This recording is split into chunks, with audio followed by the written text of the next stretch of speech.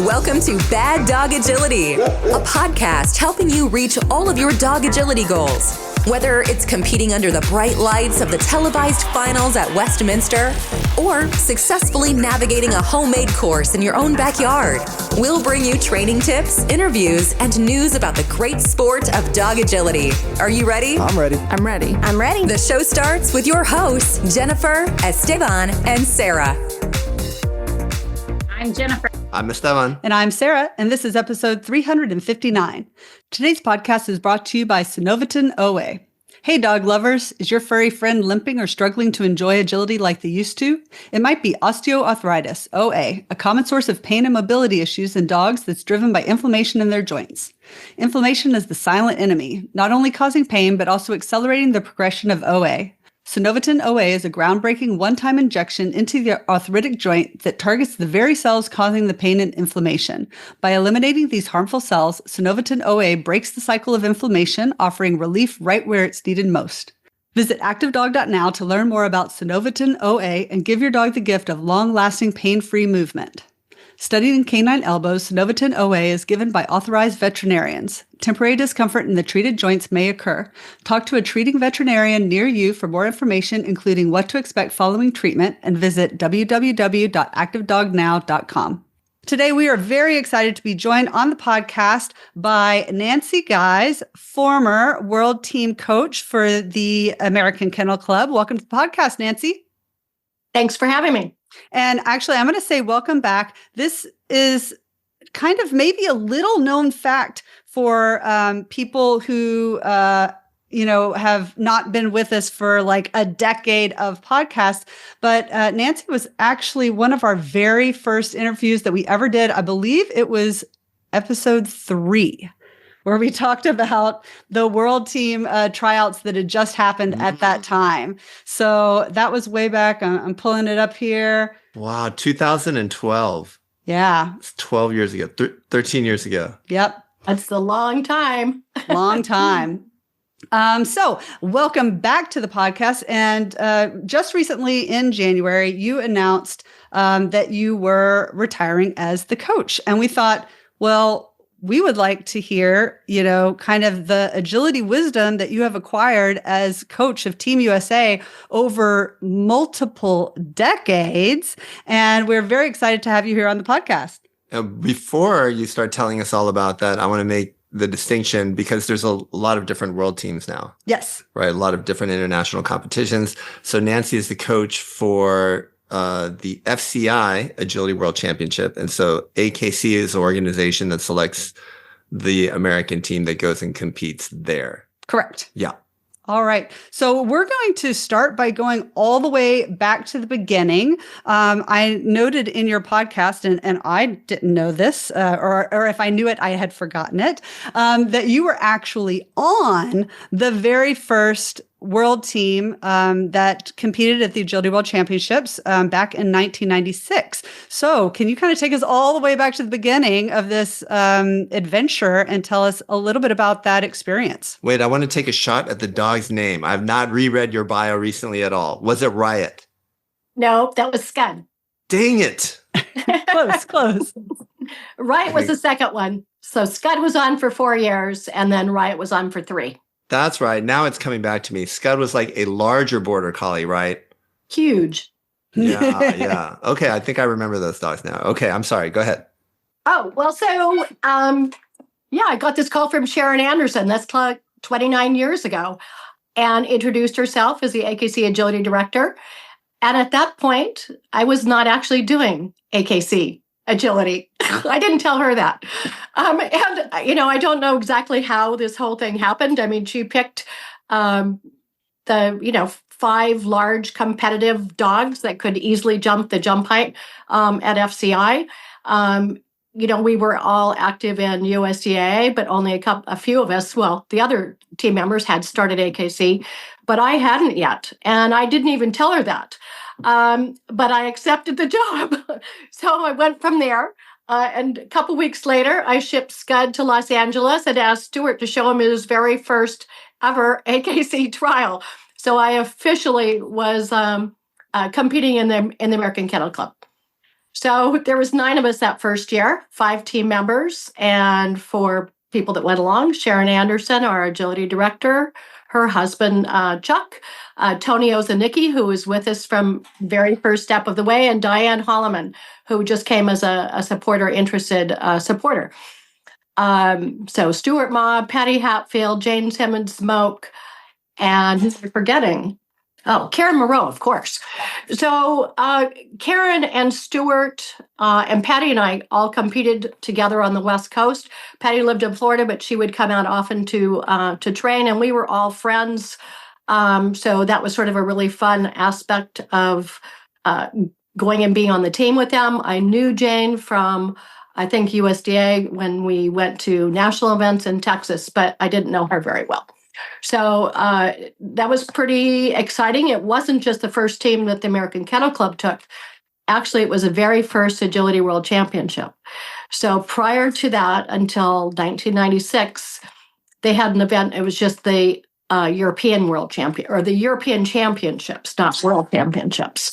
And then they opened it up to invite other countries, and USA, Japan, and Russia attended in 1996. So it was in Moers, Switzerland, gorgeous little Swiss town on the lake. It was a 2-day event. And the first part of the first day was spent on a parade through the town with our dogs, which we all resisted, and then immediately had the most amazing sort of semi-Olympic experience marching through the town with people cheering and all the entertainment. And so it was really pretty cool. So there was 22 countries that first year. And there was only 2 jump heights, what they called small at the time, which I think was running 18 inches in jump height, and the large dogs. So each team couldn't have more than 10 on their team. So most of the countries had a team of 5 large and 5 small. Wow, it's so crazy to hear kind of the differences. I was just looking at the results because I kind of had a feeling that there were only the 2 jump heights back then. But also when you say that it was the first one that AKC was putting together, and also that you hadn't been doing very much AKC. I mean, AKC had not really been around for very long at that point, right? Correct. I think that well, you'd have to check me on the dates, but it was either 93 or 94, I believe, that they had their very first competition, which was actually held in Texas, in Houston, I believe, at the USDAA national event. And so the day prior, they actually had this, which we all sort of thought of as like a demonstration event that not that many people entered. And it was held in conjunction with the USDA event. So we all watched it, but most of us didn't participate. Can we all take a moment to compare this to a Blockbuster Video and Netflix? I mean, at least USDA is still around, but to have that event there, and then for AKC to be the juggernaut that it is today, certainly relative to USDA. I don't know. It was just funny to me. Sorry. I didn't mention that, but go on. I think it's so, the thing that always hits me when I talk about like the early days of agility is that I think when you come into the sport as a newcomer, you feel like everybody around you has a lot of experience. You don't really know anything, So when Esteban and I started as very young adults, like right out of college, it was the late 90s. It was like 98, 99 was when we started doing agility. And at the time, it felt like agility was this huge, well-established thing that we were coming into as people that didn't know anything. But now looking back, it's like we were kind of near-ish the beginning of it all, but it didn't seem that way to us in the moment. So I just kind of think about other people that are just now finding the sport and like how they perceive themselves relative to, everybody that they compete against on a weekly basis. So it's just interesting what time will do to perspective. And so then from competing on the team, then what was, how did you then end up in the position of coaching the team?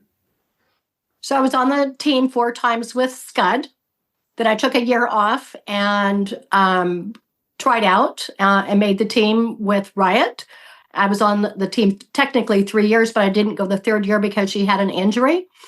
And so the year after that, I went to support the team, sort of was a unofficial assistant to Dan Dagey. And then he asked me to be his assistant the next year. I think, possibly on his mind, maybe grooming himself and me for him to move off and retire from his coaching position. And then the next year I took over. Awesome. So I guess that would make it, if it was 29 years since the first time and you spent like 7 or 8 of those on the team, then you've been coach for like 21-ish, 22-ish years, something like that? I think it's 19 actually, because it was 2000. I think it was 2006 when I started.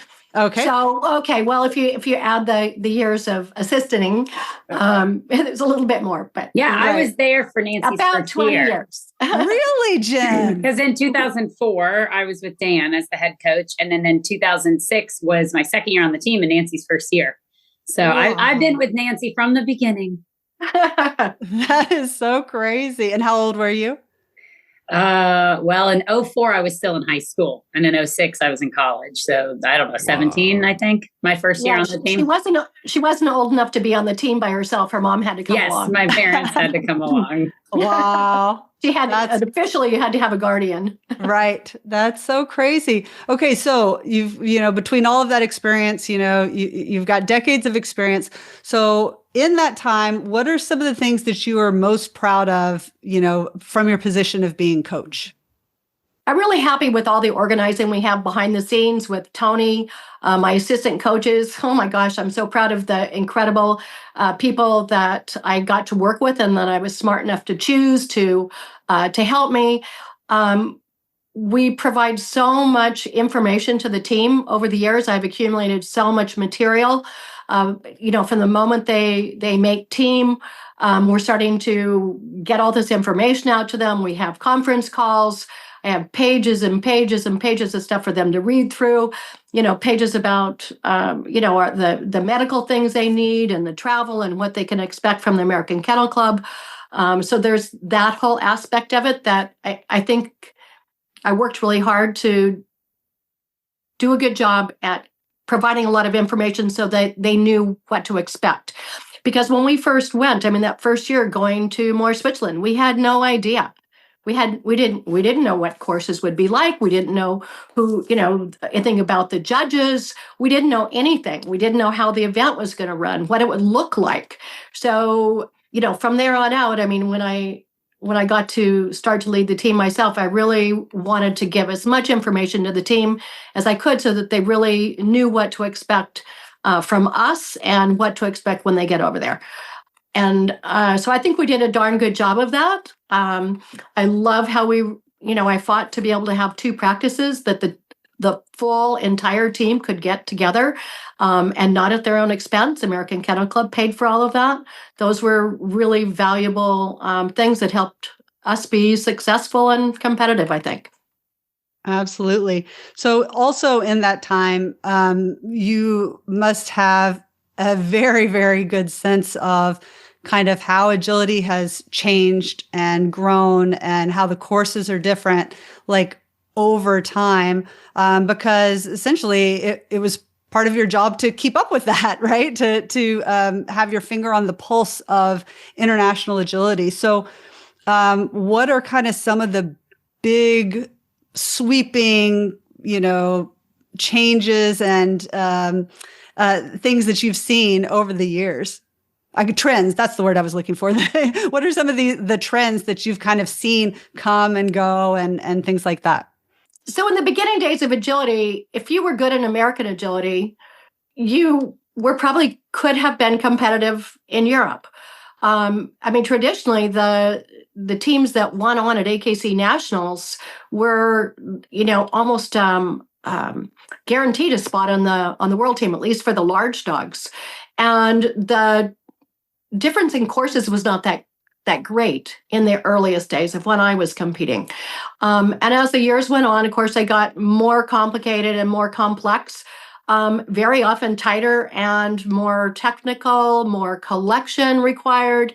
I mean, I used to jokingly tell handlers that they had to be able to do 5 front crosses between every 4 obstacles. It's like constant side changes, push throughs, pull throughs, just so many little technical details. And we would have access to all of that material, and you could follow them, the judges, quite easily through the different places that they would provide courses. So you could get an idea about what those judges were going to present. And they often had a theme, which then led us to being able to practice those themes and know what to expect in the competitions. That changed also over the years as the courses have, especially I would say the last 5, 6, 7 years, the courses are completely different. The equipment has changed a lot over the years, which I could say has also changed how we approach FCI agility. But now the courses are more open. There's more running, better approaches to contacts. Everything about them in some ways looks a little bit similar in that so many of the judges are trying to make big, wide, open, flowing courses.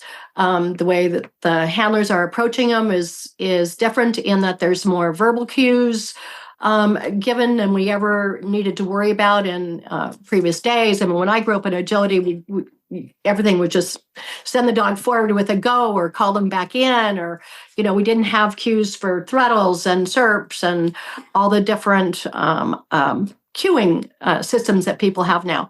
So that's probably the biggest change in the kinds of courses that we're presented with are completely different. Who knows where it's going next? Yeah, absolutely. And what do you see as, I guess, how influential in your opinion, is European agility on U.S. agility? Like, clearly it's going to be influential on somebody like Jen Crank, who wants to go over and compete in agility. But, what do you think the influence is on, I guess, the more general population? So the biggest changes over the years, how FCI agility has affected us, is somewhat about the equipment choices, the jump height choices, right? So they dropped their jump height choices. Not that long after that, some of the American venues started dropping jump heights. Not all of them, like USDA, but AKC and now UKI. Getting rid of certain pieces of equipment, not having the table, not having the chute, lowering the A-frame. All those trends that started in Europe, found their way over here. So that was possibly, some of the biggest differences. Moving to 24-inch weave pulls from what we used to have in the beginning, I think, was 20-inch weave pulls, and those equipment changes came over here and changed how we did agility, what the equipment that was on the field and how we reacted to it. And then, of course, you had the different ways of handling that equipment, starting with, people like Christine Charpentier with the first running dog walk, Sylvia with, one of the first, set out specific handling systems. Greg Darrett with a quote unquote handling system. We didn't have handling systems, right? We just handled, right? So how we approached the courses started to change based, I think, on what we saw in Europe and what we saw and how the course changes were and how we were going to handle it. So that would probably be the biggest change. And also the fact that we have so much access now to European information, education, all the online courses. It's very regular now that people can attend 3 or 4, 5, 6 international European FCI judges or talented handlers seminars in the United States. So we have more access to all of that. And I mean, I think one of the biggest reasons that, the Europeans are very successful is that it's a smaller world. You have many countries closer together. They have a lot of events. They all compete against each other. They're always trying to raise the bar in being competitive. it's just a different world. If America was not so spread out and we all competed in smaller places, just like having only the East Coast, we may have morphed if we, always had more access to FCI type courses and things like that into, being able to handle the switch from American agility to FCI agility a little bit more easily. Yeah, I 100% agree with you that geography is kind of the very sneaky thing that has a really huge effect on how Americans experience agility. And it really makes things, quite a bit different. Yeah, I think the other thing that comes to mind is that we have so many different organizations here, right? NADAC, CPE, AKC, USDAA, UKI, right? And so we have, I think, a lot of options here that you might not necessarily have if you're an agility handler, say in Slovenia or Germany. And so I think that impacts how the sport evolves over here. And I think I kind of like that we have options over here because I feel like ultimately we have a little bit more breed diversity, right? And I think we have more diversity amongst our handlers. Let me put it that way. Although I think in recent years, although I think this influence goes back much more than a decade, you do see a lot of influence coming from Europe. And specifically, Nancy, I wanted to ask you, what do you think about the new ISC, the national championship, and things that AKC are doing now?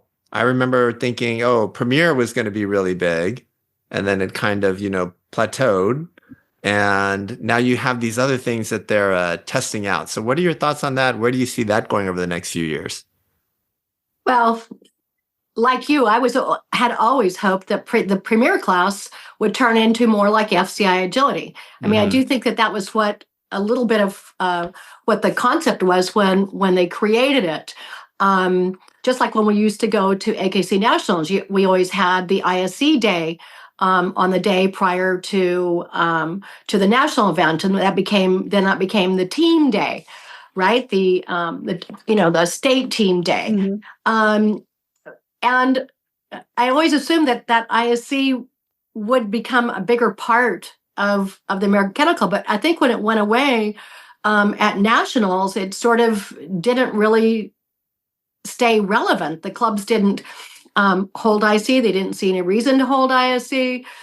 And so we weren't given those courses to practice on, and Premier morphed into something completely not at all like FCI Agility, which is too bad. I really, I think if Premier had more elements that resembled FCI Agility, and the judges were encouraged to use more of those elements, that would certainly help, because so many people do AKC Agility and they do Premier Agility. They want to participate in every class on every weekend. So right now they compete in what's presented to them.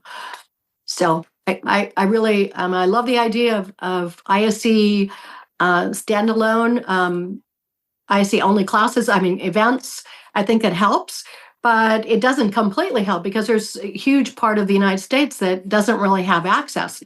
Even though we want to have ISC here, they're not super well received. We don't have that many of them. They're way spread out. There's one in Seattle. You could drive 12 hours or 15 hours. There's one in LA. You could drive 8 hours or fly across the country. So, we're slightly handicapped. In that these things are spread out, and you're not competing head to head with all the people that would challenge you and make you better. It's like, oh my God, did you see how so-and-so handled that course? And they have running contacts, and they're super competitive. So, I wish we had more head-to-head competition.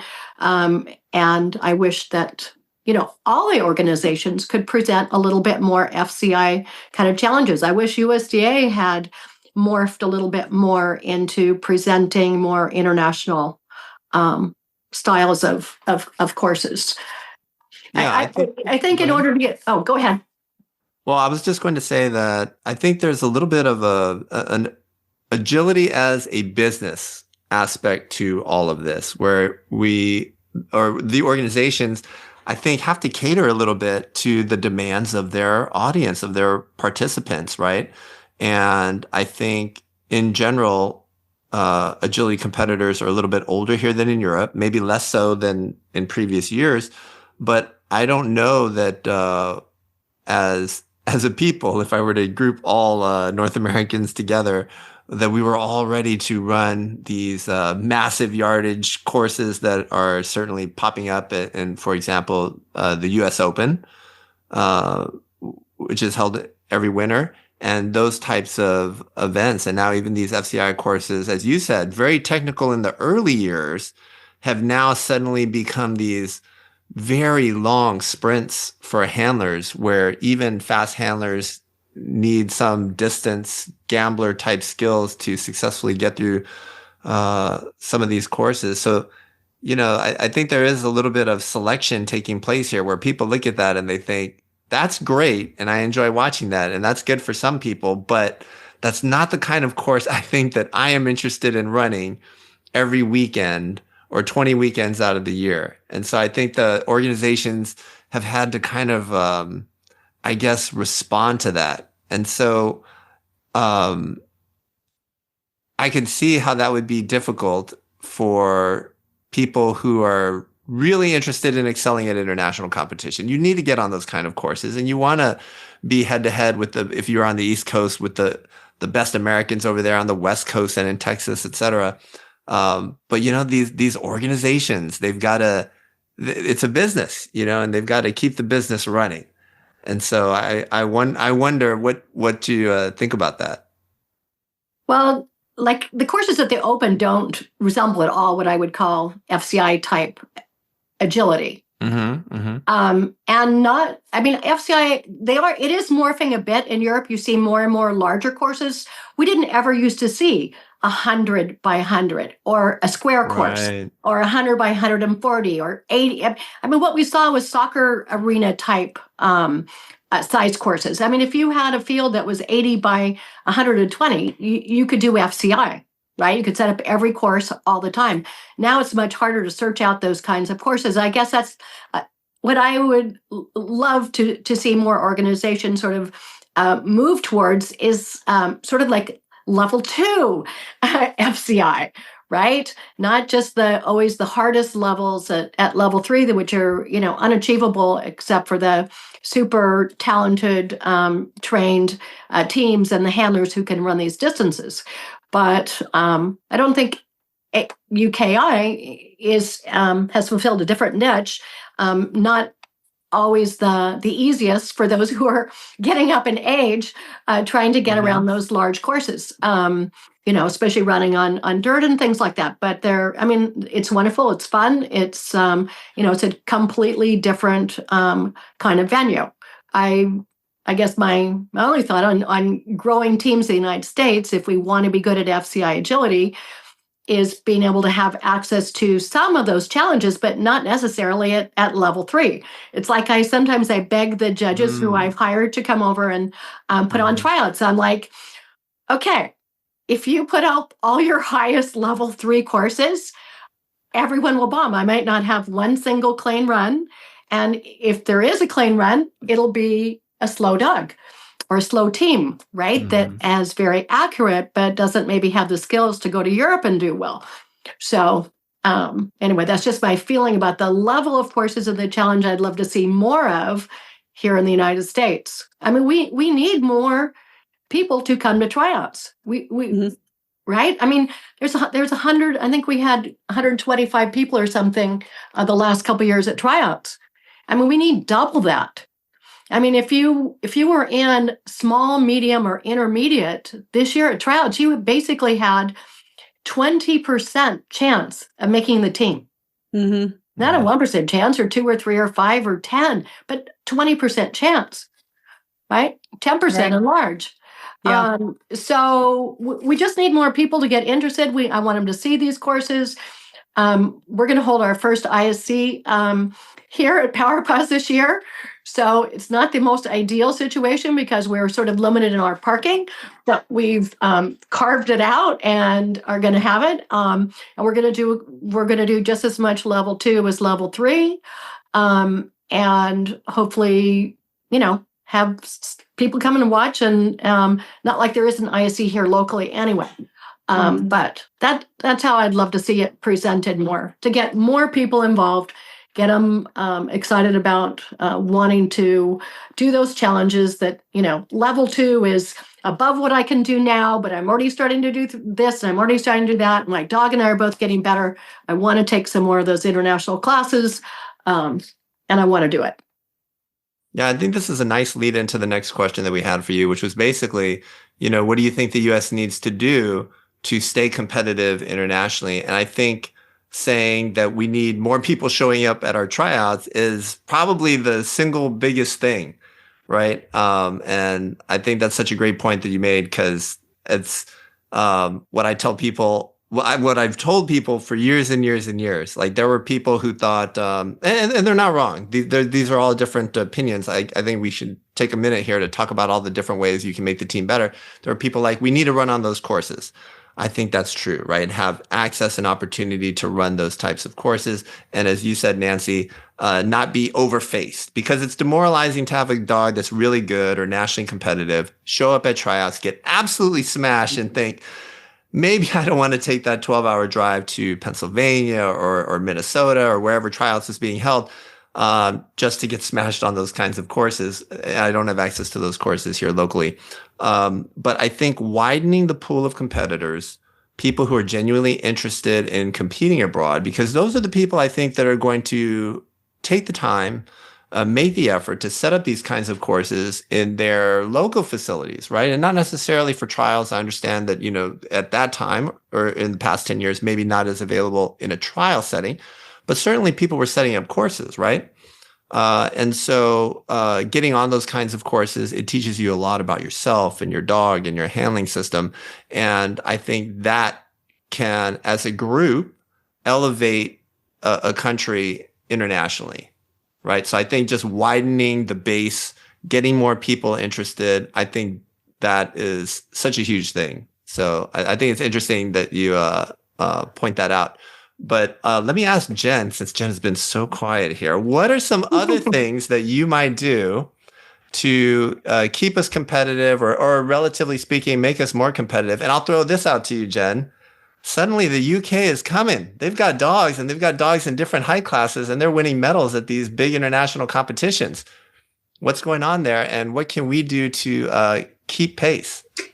I'm going to, for a moment, not answer any of those questions, but bring up one point that I think is going to hit home to a lot of people that are listening, or maybe something not taken into account here, which is there is a huge percentage of the population who wants to do ISE and wants to train FCI and will not put their dog on an airplane and fly to Europe. So we see all of this growth in the US, and we see all this growth with ISE classes and trials and the ISE championship. And we assume that because the growth is there, that those people should be going to World Team tryouts, or our numbers at World Team tryouts should be increasing. And I will tell you that I think there's a huge percentage of those people that want their best shot at European agility without boarding a plane and going over to Europe. So we assume that because the numbers are growing in the States, and we see all these exhibitors that are wanting it and doing it, that should correlate over to our tryouts numbers. And I just don't think that that's necessary to assume that everybody will. I mean, I have tons of students. I could easily rattle off at least 10 students who I know want to do ISE, want to train, want to go to the championships, and have flat out said they will never board a plane and go to Europe with their dog. So we think that because we see all this growth and the interest in those types of courses, that it would correlate over. And I just think there's a huge percentage of the population that doesn't fall into that category. That's a great point.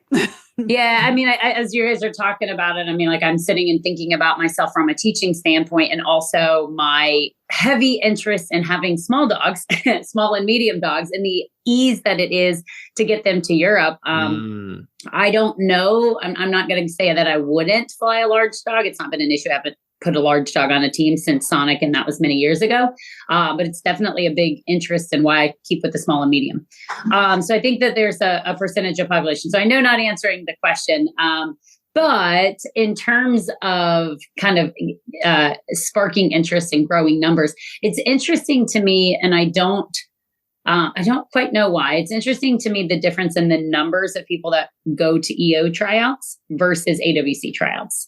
And I have like theory and speculation, but I feel like it almost seems like the numbers should match more similar, right? These are the people that are training the courses and want to run the courses and are there to run FCI style and want to get together on one weekend and run these great courses and be competitive. And it just always seems like the numbers at AWC tryouts are so much less. And I think there's like this little bit of stigma that like, well, anybody can throw their name in the hat for EOTT. You don't have to be as good or as consistent, or they take more people, so my shot is better. But in reality, like, this is a chance for you to come together and on one stage on one weekend and practice those courses and run those courses. And I'm just a little bit surprised at the people that, if I say pass on the opportunity. So I guess this is me encouraging people, kind of as Nancy said, get out there, go, try, show up. Maybe you will eat in all 4 runs, maybe, but you will have learned something. You will have watched some of the absolute best agility that our country has to offer. And I know when I started, making myself sound so old, back in my day, if you wanted to watch really great agility, you had to go to the tryouts. Like, we used to have so many spectators, all those years of tryouts in Minneapolis. And it's not that we don't now, but now everybody just stays at home and watches the live stream, which is much more convenient and cheaper. I'm not going to deny it, but come and enter and show up and practice and try. And while you're there, watch some of the best handlers our country has and learn from it. So, I definitely think attending those events, it'll be interesting to see what AKC does with the ISC championships this year. I think there was a lot to be learned from last year, good and bad. So it'll be interesting to see kind of how they do it and what changes they make. I think that's going to be another opportunity for people who maybe don't aspire to go to Europe, but aspire to be better and have those types of skills to, again, get together in one place collectively and compete and train. So I again, not answering the question, but definitely some points that I think are worth making relative to that topic. Yeah, absolutely. And one of the things that made me think about, I'll just point people to one of my all-time favorite podcasts. I mention it every once in a while when we talk about something that's similar, but it's called Choose Your Own Agility Adventure.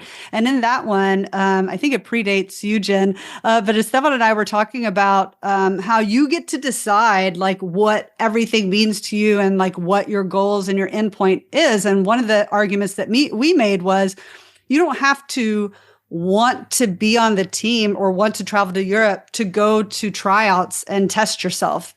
And so you can just declare internally in your mind that you are going just to put yourself up against the best dogs and to make that kind of the end point, and that you're not going to go past that, even if you were to make it. Now that I had the same thought when she was talking. Yeah, exactly.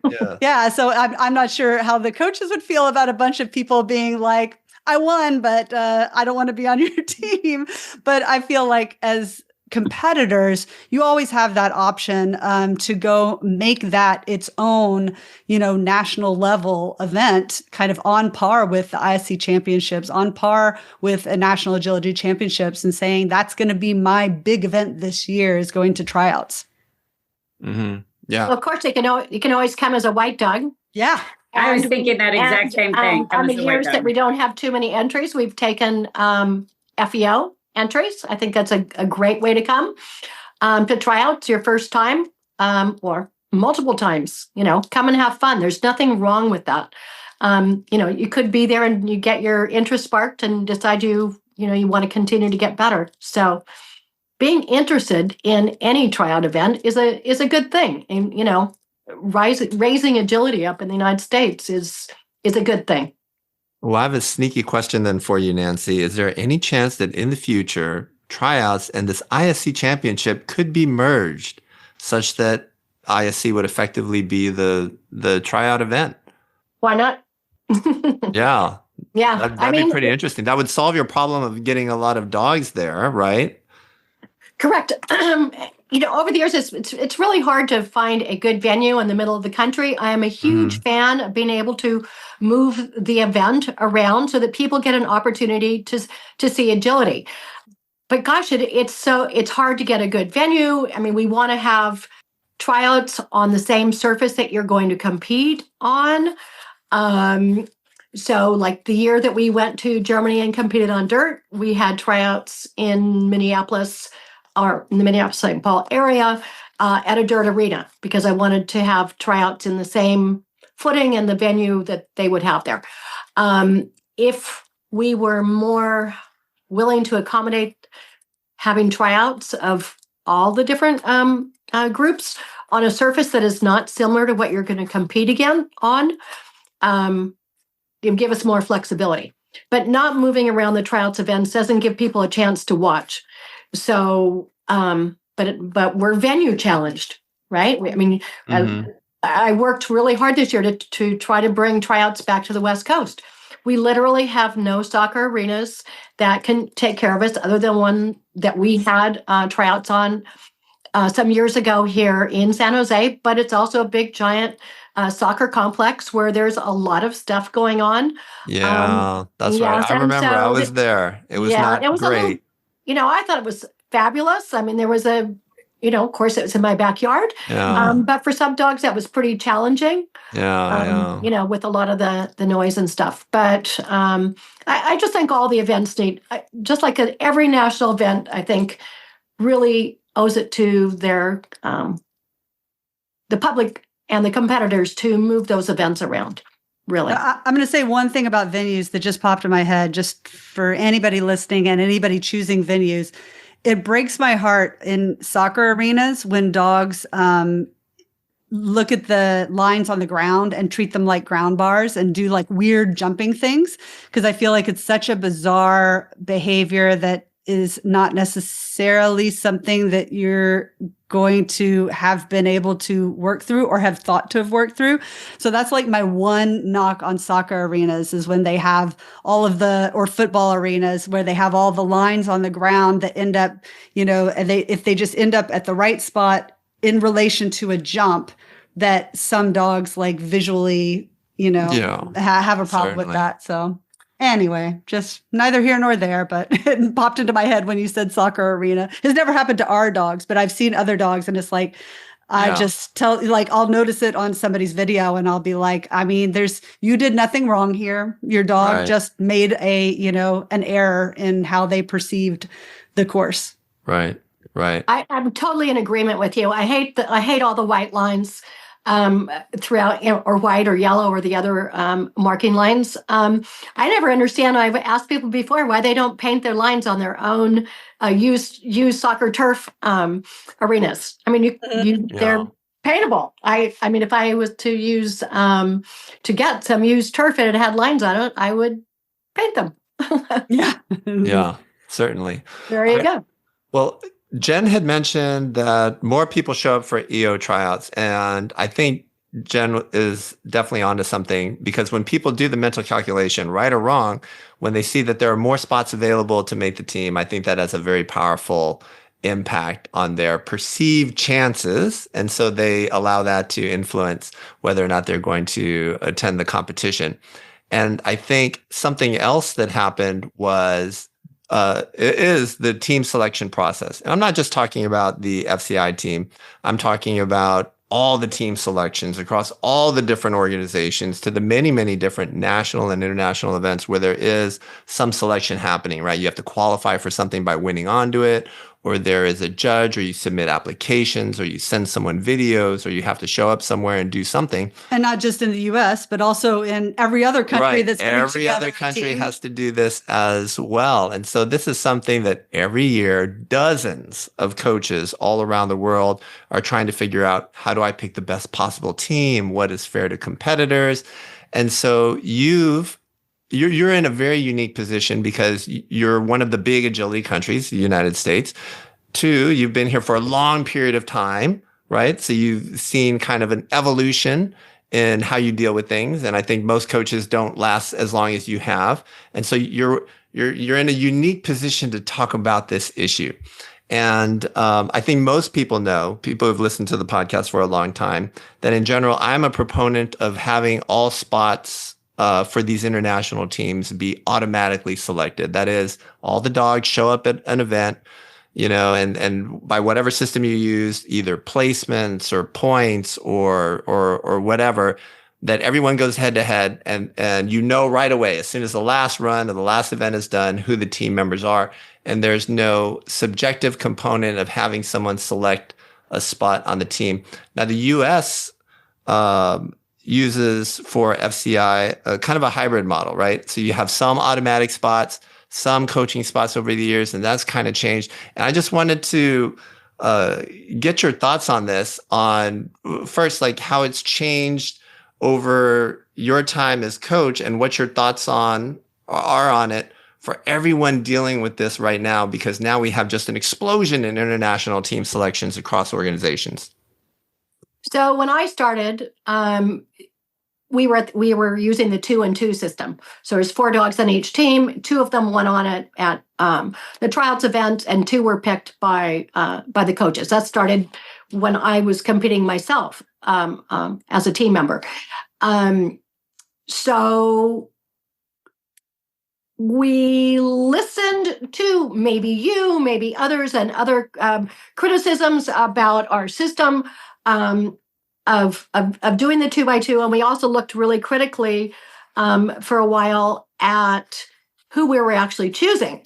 Most of the time, we were simply picking the next 2 team members, the next 2 top dogs, and it started to become as like, well, you can't go out of that. We can't just pick anyone that we like on the team, right? Or excuse me, people that tried out. That would not look fair. So if we're going to that process of wanting to be more transparent and not looking fair, and we're going to pick the next 2 people anyway, why not at least include more than just the 2 people that are winning on the team? Because it's more than likely at least the 3rd person, possibly going to be the 4th anyway, is going to be the person who was 3rd or 4th in line. So after a lot of discussions about it and looking at results, well, we really didn't feel like we were, that we had lesser quality teams. And I could give you some anecdotes about some of the people we picked over the years that were chosen and that would not have won their way on team. I always call it the Ashley Deacon rule. I think he won nationals, then he won USA nationals. He was winning everything in the whole entire country. He was our student. And he came to tryouts and he got 4 E's. And I picked him anyway. And I was worried about, it's like, well, this isn't going to look good, but everyone knows Ashley. Oh, for sure. Sure. Right. And then we went to Europe and he won the gold medal. So, yeah, so it's hard to, to argue. I mean, Jen and I could have conversations about her and Guess and me picking them to run individual when maybe Guess wasn't the fastest dog in the country and passing over others. And then she went to Europe and got us a couple medals. So, it's at times that we've been strengthened in our beliefs that we should do some of the choosing, and we have won the jackpot by doing that we haven't completely morphed from into letting all 4 people. But I have to tell you that if you look at our results, most of the time, the person that we're choosing is I don't know, I'd have to go back and look at percentages, but I'll bet you it's a good 75, 80, 90% even that the 4th person we pick for that team is 4th in line. They did the best at tryouts. Why would we pass them over? Right? Mm-hmm. They're competing head to head with all those people. But there are times that, truthfully honest, our scoring choices probably didn't help us always get the best team or what we thought was the best team. And being able to still have, so 3 went on at tryouts and 1 person is chosen by the coach and the assistant coach, and Tony Ozanicki, our data queen, and by the agility director. So the 4 of us get together and we go over all of the data, went to pick that 4th person. And I can tell you it is a long process. I mean, sometimes it's very clear. You look at it and you go, well, why would we not pick so-and-so? Obviously, they've been on the team before. They did well. They did great at tryouts, but they didn't get on the team because of points or one contact or one something. And so this process of being able to pick the one extra person gives us the advantage of also filling out the team. So it's like we have a team to run. We have 4 dogs running on team. And if we have 3 of them, could be, whatever the makeup of that team is, we look at it while we're also making that choice about the 4th pick that we're going to do.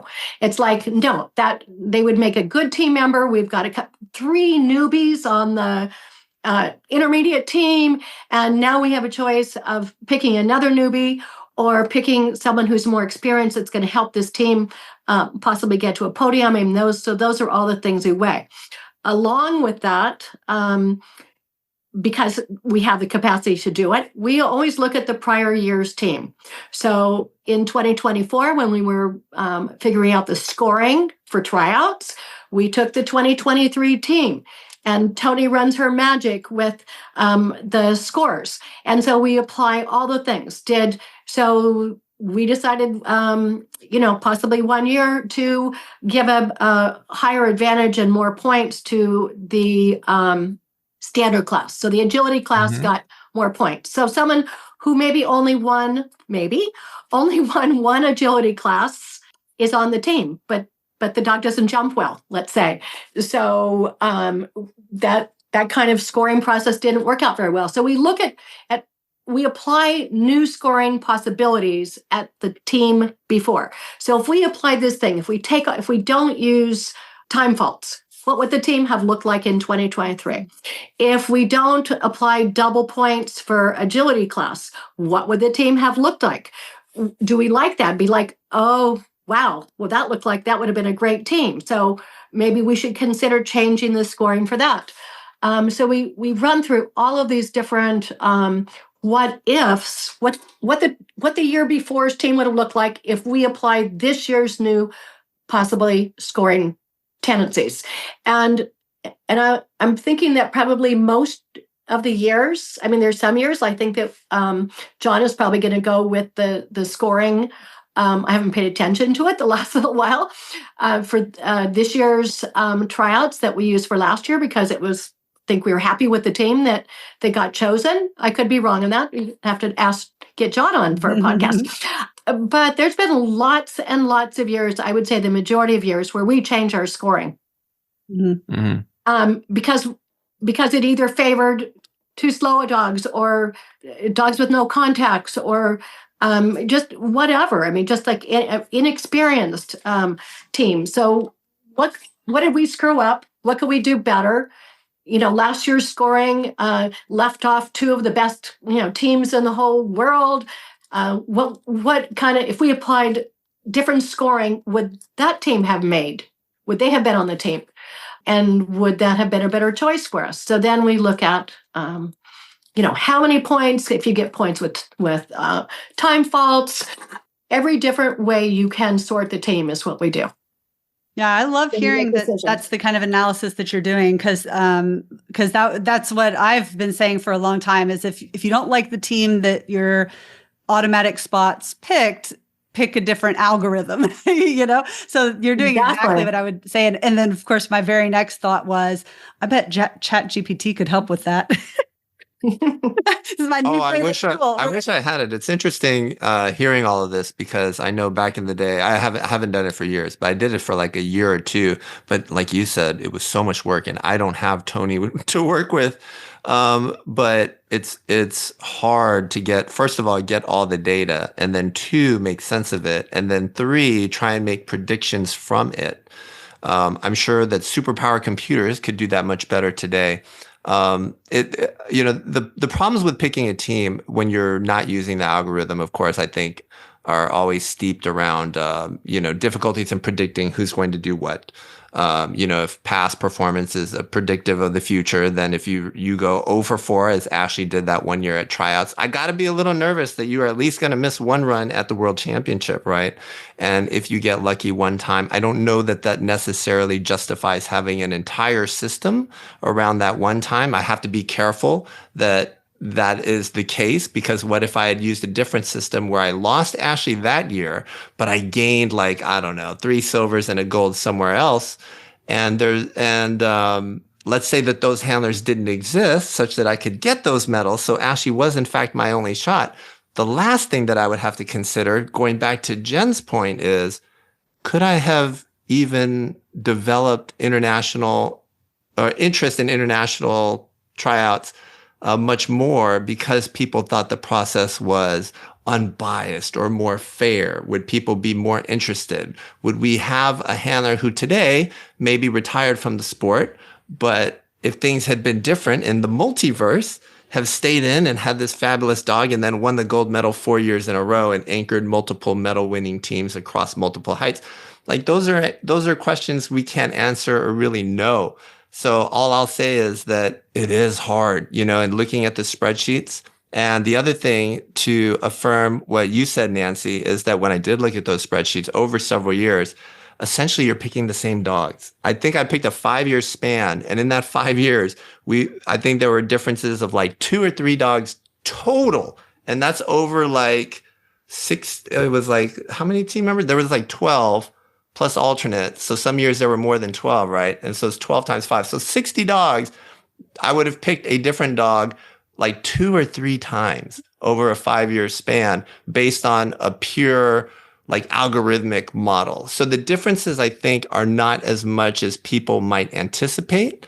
And my concerns were always around perceptions of fairness and transparency, potential bias, because I don't think that there was cheating going on. I don't think that anybody was slipping Nancy money, but there's always going to be disgruntled people. And it's something that they could point to and say, well, you don't know that it's happening. And the only way you can argue effectively against those people is to say, well, we know it's not happening because everything's an automatic spot.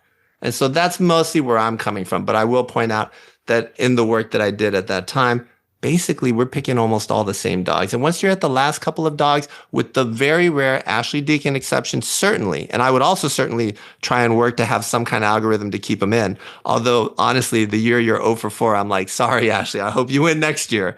I would try and keep them in. But, it's just, I think that's the sacrifice that you have to make. Again, from my perspective, which is a premium on fairness as opposed to flexibility, I guess is a nice way of saying.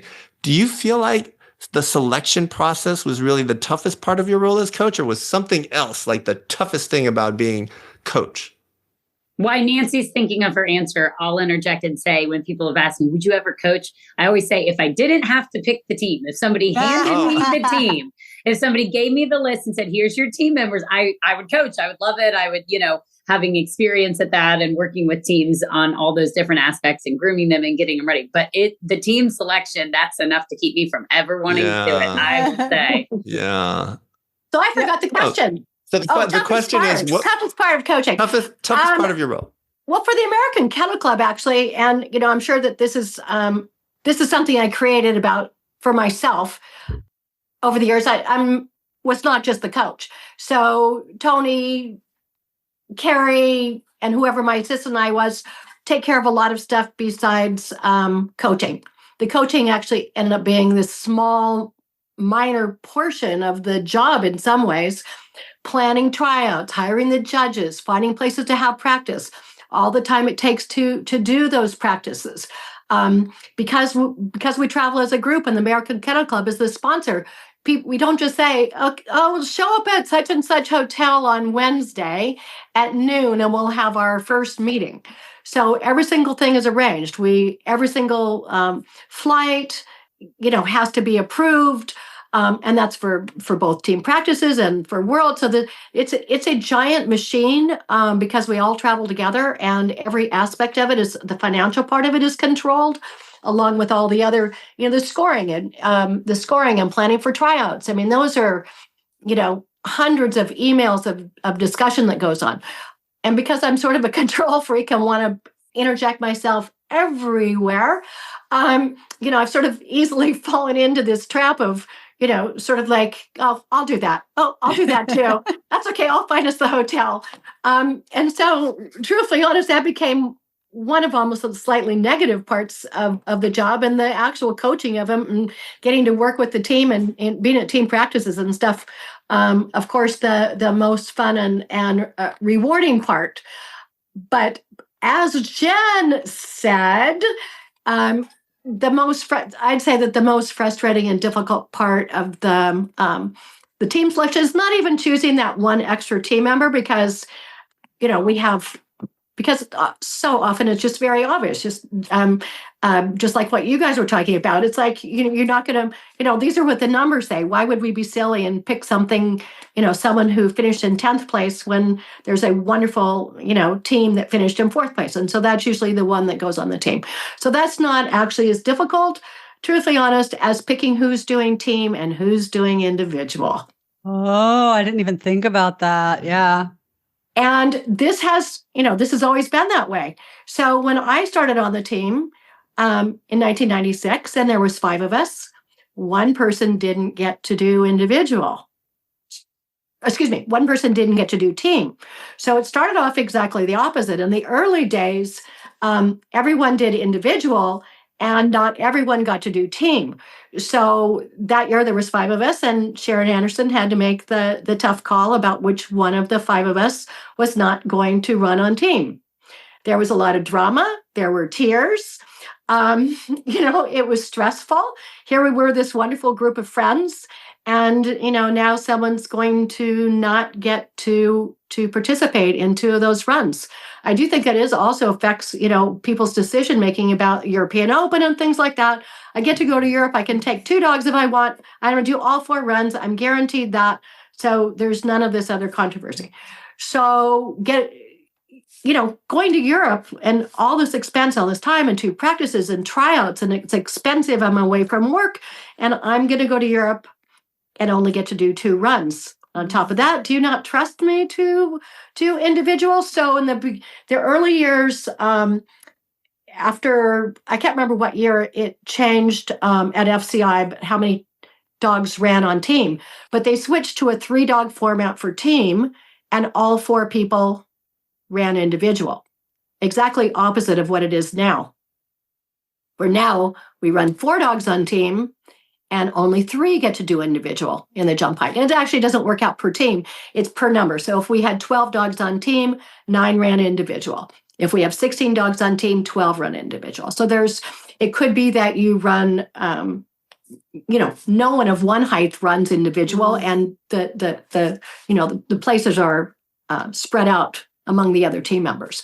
But it is really stressful. It's hard to pick it. It's hard to choose them. When do you pick? Do you do it right away? We've tried years where we just said, we're just going to pick. We don't want this to be stressful. We're just going to tell people right away what they're going to do, right? Mm-hmm.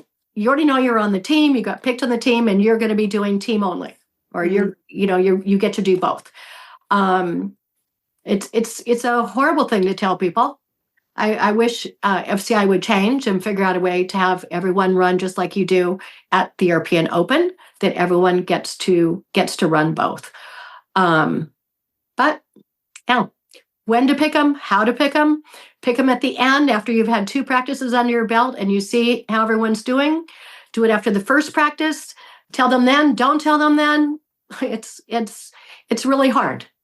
I've read through the premium for this year, and I believe the scoring system at tryouts is the same. If I recall comparing it to last year, with John being the new coach, I didn't see many changes to things. But I'm curious to see that element of it, if he changes how the individual versus team is done. And talking to him in past years, he's thrown out some pretty good ideas on things that I have mixed feelings about as a past team member. So it looks like your scoring system stuck. Looks like they're keeping with it, but it will be interesting to see what they do. And I won't have any insider information unless I make it on the team. But, certainly talking to people, that will be, that's a whole nother element that I don't think people remember or think about. So I'm glad you brought that up. We think about it as naming the 16 people. People right. forget about not only do you have to do that or work through that process of scoring or that, but also then the determining team versus individual. So again, I'm only up for coaching if that somebody just hands me the team, because that's got to be a very, very hard part. Yeah, I completely forgot about that element. I mean, I knew that it happened, but I hadn't really thought about it. And I should say, because I think we've just name dropped John a few times, that is John Gyes. I don't know if we ever said his last name, but John Gyes is taking over as the new coach. I have one random question for my own curiosity about the team selection process. And that is, what is the deal with the short list that comes out before the team members are actually told? Like, do you put it out and you still haven't decided on your team? Or do you put it out knowing who your team is and it's like, I don't know, kind of a little extra encouragement? Like, what is the reasoning? A consolation prize. Yeah, like a consolation. Like, what is the reasoning for the short list? I call it honorable mention. It's like honorable mention. Yeah. Like, you're not quite good enough, but I guess that's how I kind of thought of it. Yeah, you stay encouraged. You did a good job. That's how I think of it. Nancy, I'll let you answer. So there's always a short list in the Olympics, I think, for the equestrian events. So you could be named. So you, in anticipation that you're on a short list, whether or not you're going to make a team. I don't know how they work that process, but it used to be that you would see in Olympics the people that were on a short list. So that was sort of where my idea came from, but it's actually much more practical than that. And that is that we used to tell, because we call the team members and tell them that they're going to be on the team. And it was simply a blanket thing. We're going to call the next team member on, such and such date between 9 a.m. and 12 p.m. And all 125 people who didn't make team are sitting there wondering if they're going to get a call. So this way, those people that are on the short list know that they're the only ones that are going to get called. So the team will be picked from the short list. It takes a lot of pressure, people, oh, I'm not on the short list. Okay. I'd sort of, have my fingers crossed that I might have done well enough. So it's a little bit about easing the heartbreak of not sitting around waiting for the phone call. That's a big portion of it. Usually it takes us a while to go through the list of who we're really serious about picking. We look at so much data that Tony provides for us. I mean, sorting it every which way you can as we're making the list. But that also helps us nail down that for sure we know we're picking from this group. And so when we're sorting, I don't have to look at, the scores from 60 people. I'm looking at the scores from the 7 large dogs that made the short list. We'd already chosen them. We'd already looked at some scores, but we'd at least cornered in a little bit on who we really needed to focus on. So it makes it easier for us to look at data. It's helpful that people aren't just sitting around waiting for the phone call, I think, for their peace of mind. And it also does just what Jen said, honors some people who did really well. I also send a message out to all those people that are on the short list and ask them to write me back personally if they would take a spot as an alternate. So I'm not going to ask 60 people if they would take a spot as alternate. They'd probably all write me back and go, sure. So I'm very specific because that's a really hard choice as well. So this person didn't quite make it, but we're going to offer them an alternate. And then I have to call them and tell them this. And I've even taken another step further beyond that. So if they answer yes, that they would take an alternate spot, I write everyone gets to answer the same.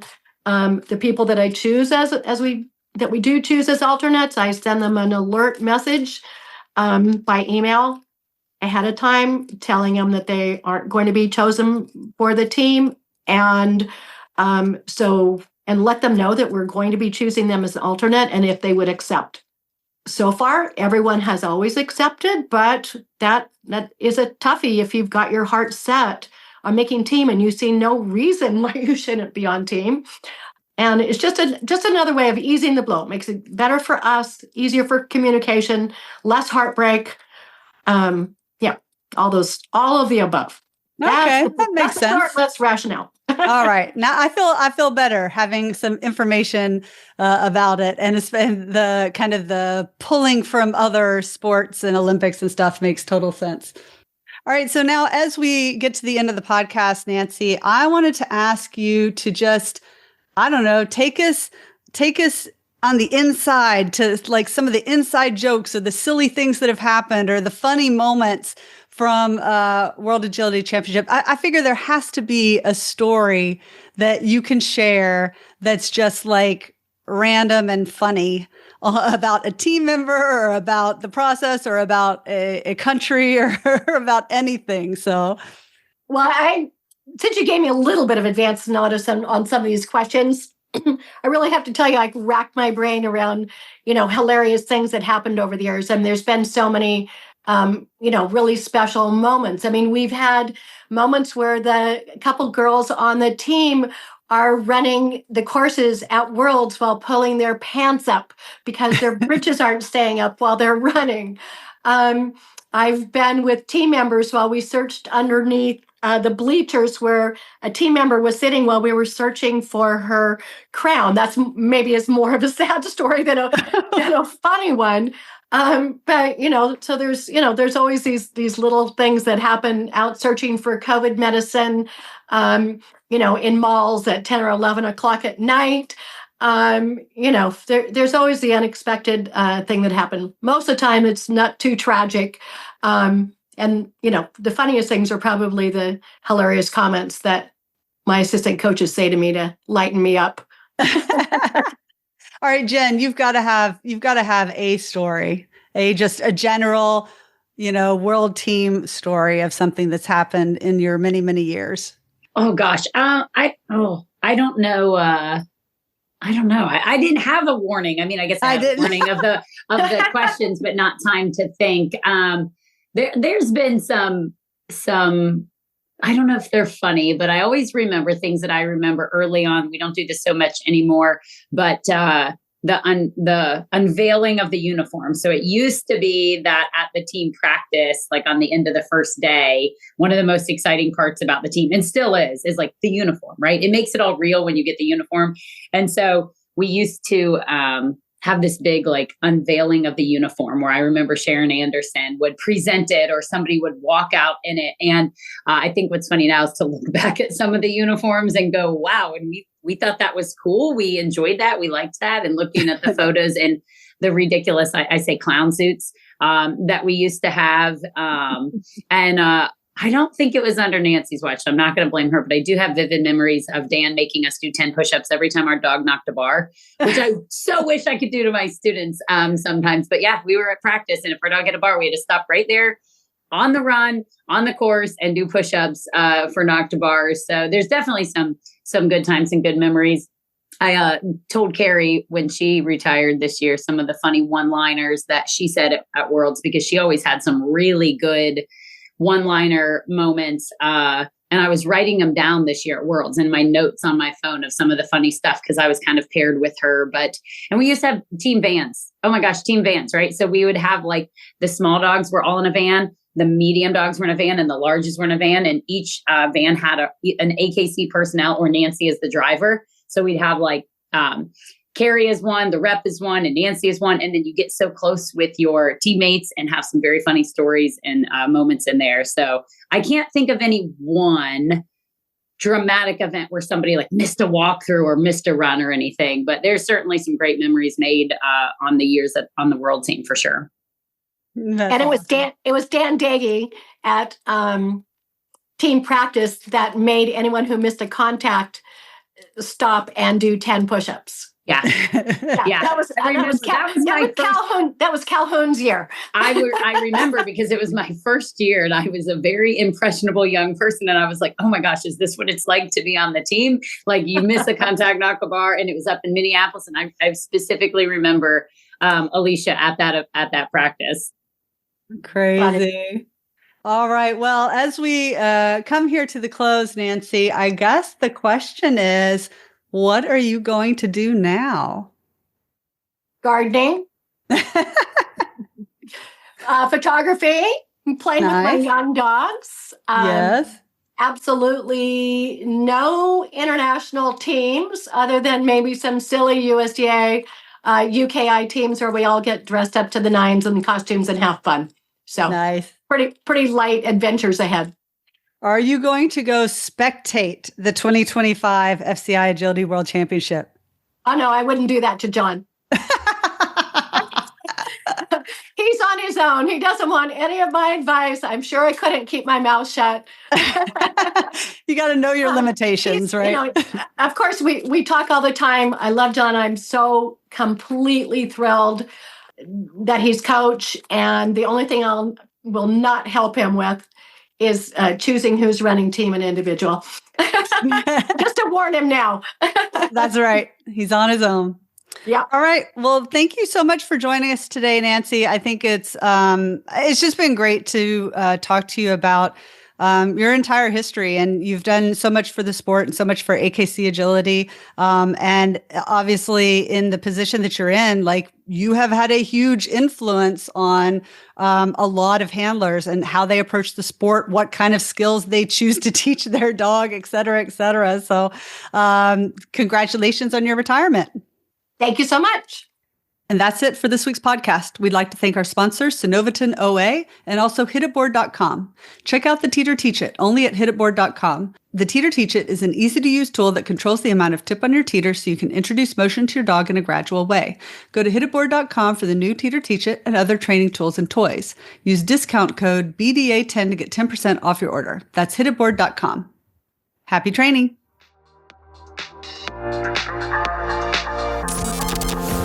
Thank you for listening to Bad Dog Agility.